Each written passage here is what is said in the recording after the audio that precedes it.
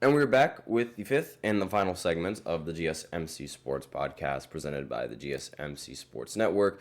And in this final segment, we're going to look at the NBA's power rankings that were released not actually over the weekend, but that were released earlier today. I think they dropped this about like 2 hours ago, maybe. So we're going to go ahead and look at these power rankings. Hold on just 1 second, because for some reason these power rankings aren't showing up. There we go. So, of course, Cleveland is going to be at number 1. They continue to win. So, because they continue to win, they're going to end up keeping that number 1 spot. I have no problems with this at all. And, they did lose to Miami on Sunday, but again, that's just a minor setback. But they were able to win the more important games. Now, Evan Mobley did get hurt, and this is sort of why I feel like their ranking hasn't really changed, because Evan Mobley ended up getting hurt in this game. Excuse me. And this is, if Evan Mobley gets hurt, then, he is a very important player. But there's going to be a little bit of an asterisk in that game. So, next team, of course, the Boston Celtics, another team that continues to win. Over the weekend, they were able to win in their games. They did so without really much trouble.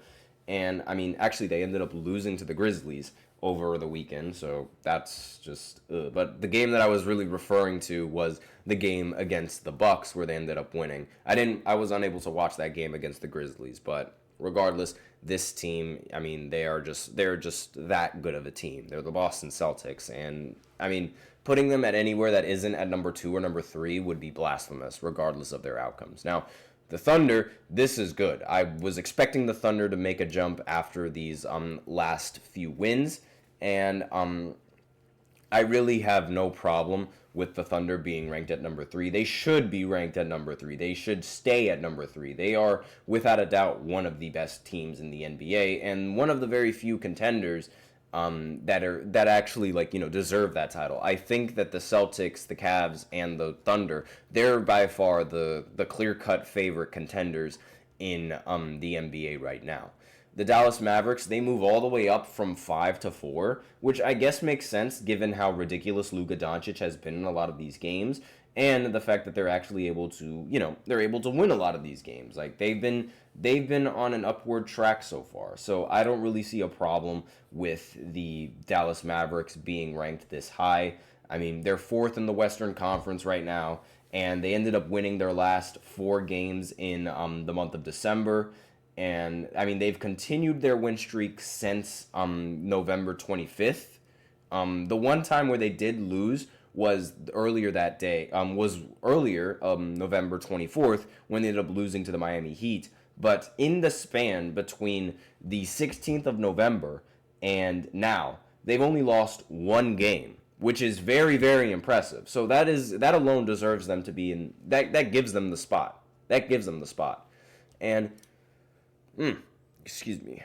The Grizzlies, I believe they take the spot mainly because they now that they have Ja Morant, they also ended up beating the Celtics at home with Ja Morant. So again, no real problems with their rankings. They are ranked lower than the Dallas Mavericks because earlier this month the Mavericks ended up beating the Grizzlies. So I don't really see a problem with this at all. And over the past month, similar to the Mavericks, they've been winning in every single one of their games. In fact, one of the few losses that they've had were either against the Lakers last month, the Warriors, or the Denver Nuggets. And they beat the Nuggets before they ended up losing to the Nuggets. So, you take the good with the bad, but no real problems with them being ranked at number 5 as of right now.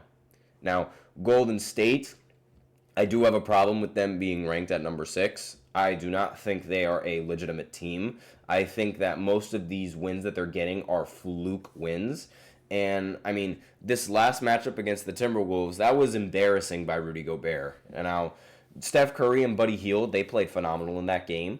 But regardless, I just don't see this Warriors team being ranked at 6. I genuinely don't. I don't think not only have they not really been winning enough games to be able to accentuate this ranking, especially moving up in the rankings. I really don't understand that. Like, these last few games of this month, they lost to Denver, they beat the Houston Rockets, they lost to the Timberwolves, and then they beat the Timberwolves. That does not warrant them to move all the way up to ranking number 6. I don't agree with that at all. And last month over in November, they went on a going into this month, they went on a 5-game losing streak. Are we really going to reward a team that went on a 5-game losing streak with this? No, that's unfair.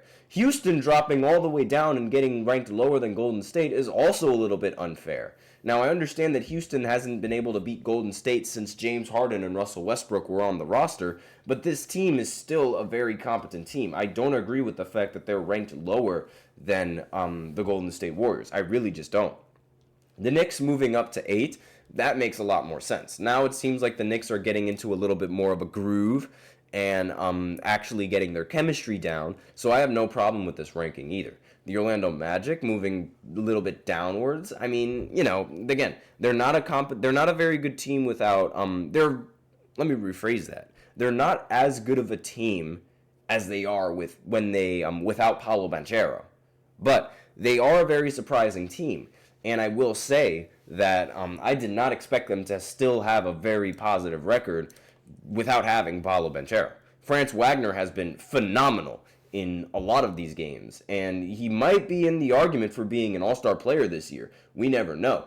I mean, also, let me see. So for the Clippers, they're at number 10. I don't know about that. I think the Nuggets should be ranked a little bit higher. Miami Heat, they're at 11 after beating the Denver Nuggets, so that makes a lot of sense.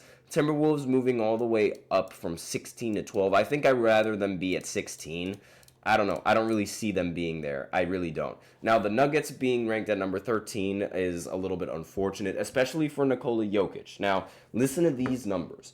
Nikola Jokic, when he's on the court, the Nuggets have the best offensive rating, the best net rating, the best field goal percentage, the best three-point field goal percentage, and the best assist-to-turnover ratio. Without him on the court, they have the 30th offensive rating, 29th net rating, 30th in field goal percentage, 28th in three-point field goal percentage, and 28th in assist-to-turnover ratio. There is no player in the NBA that is more valuable than Nikola Jokic right now. And a couple nights ago, I mean, Nikola Jokic, he is the third player in NBA history with at least 56 points, 16 rebounds, and 8 assists in a single game. He is the first player to ever do this in a losing effort. It's incredible. The Nuggets, now I will say, they did end up losing to the Wizards over the weekend, which was an embarrassing loss. They did beat the Hawks in a very thrilling game. I mean, they ended up scoring 141 points compared to the Hawks scoring 111. But losing to the Wizards is definitely it's definitely like not a good sign. And they also ended up losing to the Cavs as well. But, I mean, this Jokic, in these efforts, he became the first player ever to record 100-plus points, 30-plus rebounds, and 15-plus assists over any 2-game span. He did it on back-to-back nights. He's the first player ever to record 130-plus points, 50-plus rebounds, and 25-plus assists over any 3-game span. First player ever to record 160-plus points, 60-plus rebounds, 30-plus assists over a 4-game span. First player ever to record 190-plus points, 70-plus rebounds, 40-plus assists over any 5-game span. Whew! That's a lot of stuff that Jokic just broke. So, if he's not the MVP, I don't know who is. The Hawks moving up to 14, I don't know about that. A little bit of fluky wins coming in, having a 13-12 record. I don't really agree with that at all. Why are the Bucks ranked higher than the Lakers? I don't know. I do not know why the Bucks are ranked higher than the Lakers, but they do not deserve that. I can tell you that right now. In fact, where are the Lakers? 19th? What? All right. So, clearly, the media does not like LA right now. Clearly. Because it makes zero sense why they're ranked so low. I do not agree with that at all. They are on a little bit of a slump. They did lose to Trae Young and the Hawks off of a game winner after LeBron ended up dropping almost 40 points and a triple-double, 39, 10, and 11. Makes no sense why they dropped all the way down, lower than Philadelphia. Makes zero sense to me. Lower than Sacramento, again, 0 cents. Maybe lower than Phoenix. That makes sense. But the Bucks should not be this high at all.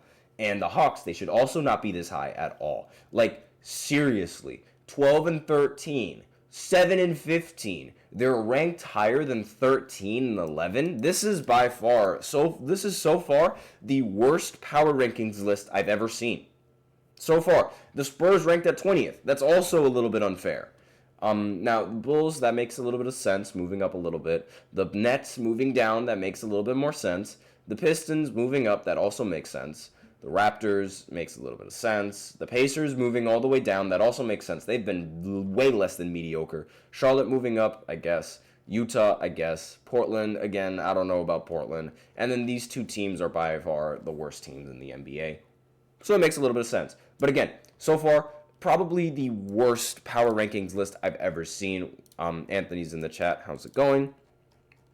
Again, definitely the worst power rankings list so far, because there is no way that the Lakers are a worse team than the 76ers. There's just no way. There's also no way that they're a worse team than the Kings. There is no argument for that either. Phoenix, you can make an argument for that. The Bucks, they should move all the way down. They should not get any kind of credit for winning any of these games. They need to do it a little bit more consistently. This is the first time that the Bucks have actually had a positive record this season. Do not think they should be ranked over the Lakers whatsoever. But that's just me. Let me know in the comments what you guys think. I think that was one of the worst power rankings list I've ever gone over. But that's all that I really have to say. And that's all that I can do for this segment. That's it for the show. Thank you so much for tuning into the GSMC Sports Podcast presented by the GSMC Sports Network. Your support means a lot to us. Remember to subscribe to the show, leave a positive review. It really does make a difference. We also invite you to follow us on Facebook, Twitter, TikTok, and Instagram for more content and updates. As usual, we love to hear what you guys have to say during the show, whether it be a hot take, whether it be a burning question, or anything that you've got to say. We're all ears. If you really want your comment and or question to get noticed, then I recommend using Super Chat. If Super Chat's not really your thing, then you can always use the link displayed below the ticker on every single show segment, gsmcpodcast.net. It does the same thing, makes the show much more interactive. That's all that I really have to say to you guys, and that's the end of the segment. Thank you so much for tuning in. I am your host, Nelson, and as always, take care.